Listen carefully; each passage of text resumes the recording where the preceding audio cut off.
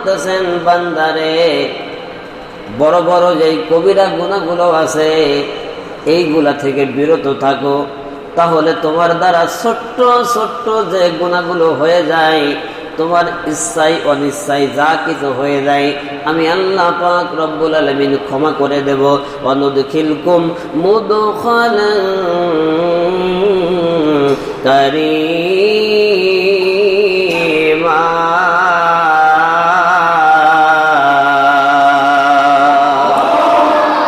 আমি আল্লাহ পাক রব্বুল আলামিন তোমাদেরকে এমন একটি সম্মানজনক জায়গায় প্রবেশ করাবো যার নাম হলো জান্নাত।